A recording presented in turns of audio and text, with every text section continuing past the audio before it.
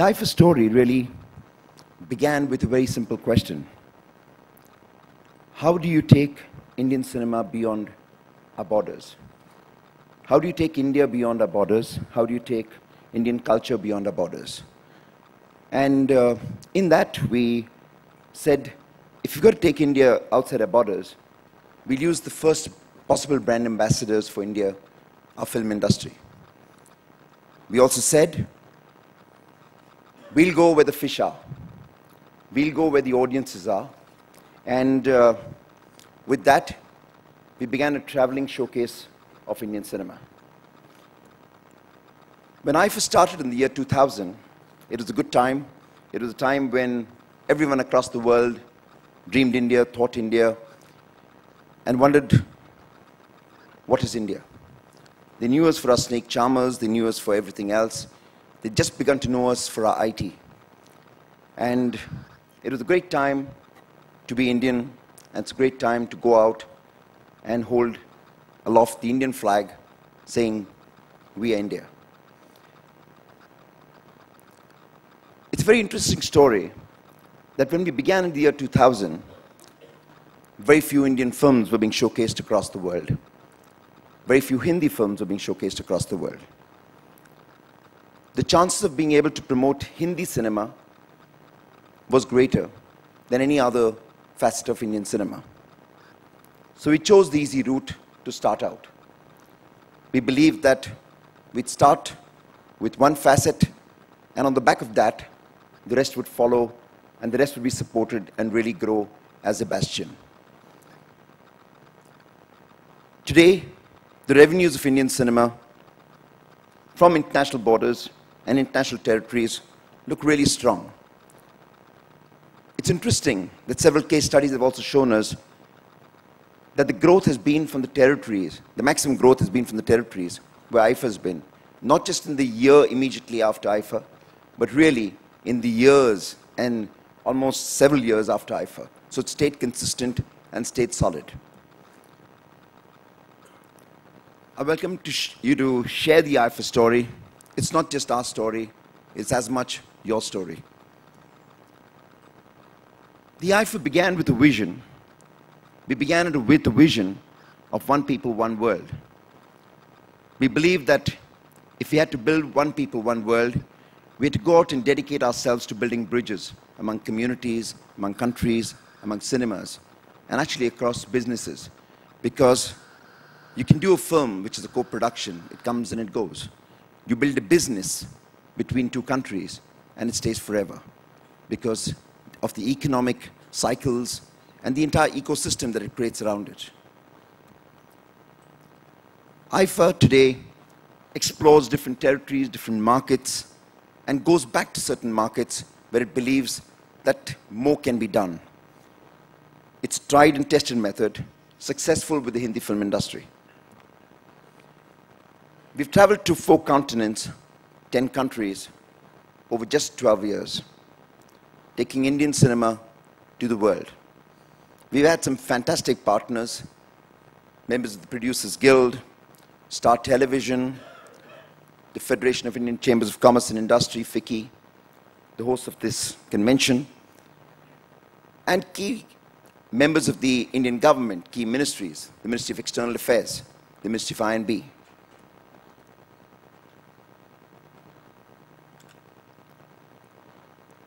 What are the values that we set for ourselves? We had to be Indian, we had to be global, we had to be dramatic, we had to be exciting and glamorous. The typical IFA weekend, for those of you who are not familiar, embraces a host of business events and entertainment events. There are press conferences right through the entire weekend where you have films that are yet to be released, which are showcased over there for the film media that come in. We have a media contingent of over 500 media houses itself. So you have a media contingent of over 1,000 people at least in the IFA weekend. We have a special event there where we raise funds for the film industry workers. We have a global business forum for which FICCI takes a delegation of Indian business persons, prominent Indian persons from who engage with the community, the business houses in the country of hosting, engage with the government out there, and you build treaties and you explore new possibilities. The IFA Film Festival is an annual event where we showcase different films. Films from Hindi cinema, art cinema. We've had several Tamil films and Punjabi films that we've also showcased over there. Every night is a party, big, larger than life, completely enjoyable. There's an IFA workshop. The IFA workshop takes different slices of cinema. Like when we went to Amsterdam, they wanted to know, how do you have songs in a war film? So we got JP Datta to explain that to them. We went to Canada recently, and what they wanted to know was, how is music composed for a film? What is the backing track? What is the soundtrack? How do you compose songs? How are those lyrics written? And we had an entire team of Vishal Bharadwaj, Javed Saab, Salim Suleiman, Shankar, Ehsan Loy, and a few others who actually sat down there and explained and demonstrated for that audience of filmmakers and students about how songs are written, how songs are composed for Hindi films. And it was an exercise, a workshop, that was a revelation in itself for not just those who attended it, but every one of us who even probably knew a bit here and there, and for the members of the film community itself. It's something that Javed Saab said, we must do every year, and we must do it in India. You know, we don't understand it ourselves. Finally, the biggest night of night, it's something that everyone talks about, and most often everyone forgets everything else that has happened over the weekend when you talk about the IFA Awards. It's larger than life, big, Bollywood-style, blockbuster, with the best technology in the world, because when you're traveling into another country, you anyway have the best technology available to you. Great destinations, large audiences. At the last IFA Awards, which we held in Toronto, we announced the sale of tickets through a press conference one afternoon, 12 o'clock, saying that the tickets would be on sale the next afternoon, 12 o'clock. At 12:08, whilst we were sitting in the Premier's office, we heard the tickets were sold, completely sold, without anyone getting a chance to get any more.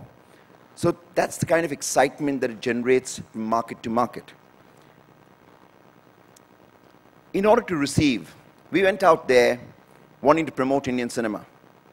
But we believed that if we wanted to receive, we had to give. So what did we give?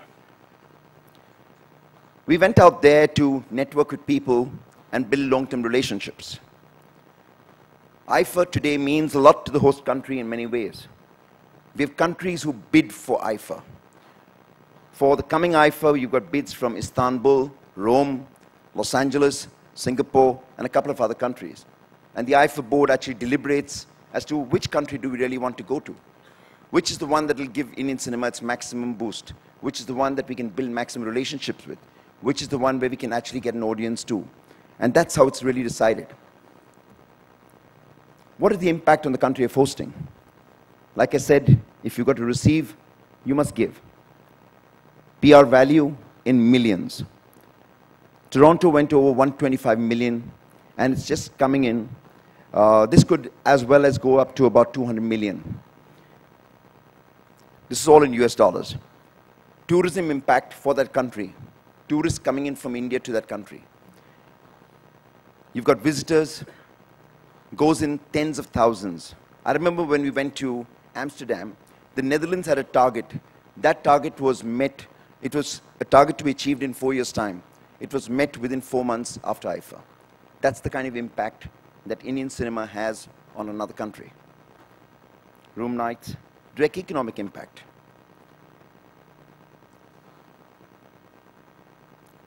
We've seen a boon for tourism.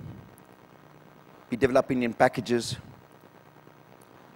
We have bids from countries of the world. This was a message that Prime Minister Blair shared with us. He spoke about trading and working of partnerships with various countries. He spoke about building strong relationships with India and the United Kingdom, and all on the back of the IFAs. It's a very interesting story. The territory where we hosted IFA was a territory which had a whole load of Asian population. Every time there was a bomb blast in Europe, invariably the bomber came from that region.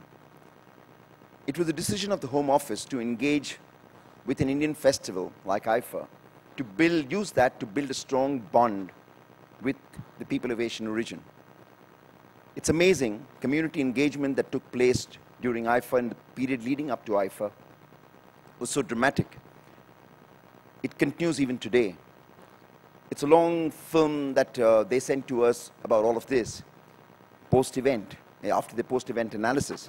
I can't share that with you here, but I can tell you one thing, that there hasn't been a bombing that involves anyone from that region thereafter. The host country is promoted as an attractive investment destination. Presentations from corporate houses.